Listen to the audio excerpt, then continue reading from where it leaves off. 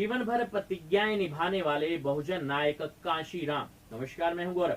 Bahujan Samaj party के संस्थापक और बहुजन नायक कहलाने वाले कांशीराम का जन्म 15 मार्च 1934 को पंजाब के रूपनगर जिले में हुआ। उनके समर्थक उन्हें साहब और मान्यवर कहकर सम्मान देते हैं। कांशीराम ने राजनीति की ऐसी रेखा खींची जो समय के साथ गहरी होती चली गई।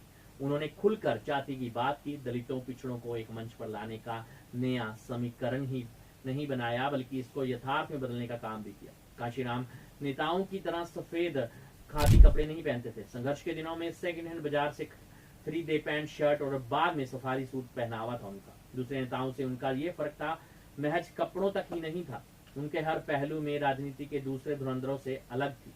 जाति के भेदभाव में गले तक डूबे समाज और नेता कहां जाति उन्मूलन की बात करते रहे, कांशीराम ने पूरे तौर पर खुलकर जाति की बात की, वो भी बड़े तेवर के साथ।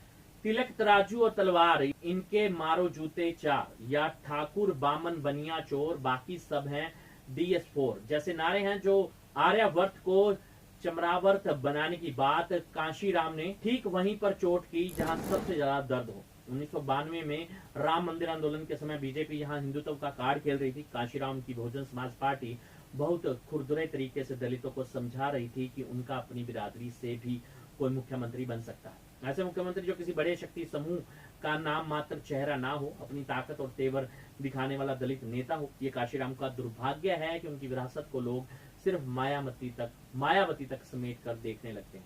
मगर कांशीराम राजनेता नहीं है। उनका बड़ा योगदान सबआर्टन इतिहास के जरिए दलितों में विद्रोह की चेतना जगाना है। कांशीराम की दलित आंदोलन में कितनी आस्था थी, उनके अपने घर वालों को लिखे गए 24 पन्नों के खत में दिखता है। कांशीराम ने अपने खत में लिखा कि अब कभी घर नहीं आऊंगा, कभी अपना घर नहीं खरीदूंगा, सभी रिश्तेदारों से मुक्त रहूंगा, किसी के शादी जन्मदिन अंतिम संस्कार में शामिल नहीं होऊंगा, कोई नौकरी नहीं करूंगा, जब तक बाबा साहब अम्बेडकर का सपना पूरा नहीं हो जाता चैन से नहीं बैठूंगा। कांशीराम ने इन प्रतिज्ञाओं का जीवन भर पालन किया। वे अपने पिता के अंतिम संस्कार में भी नहीं शामिल हुए।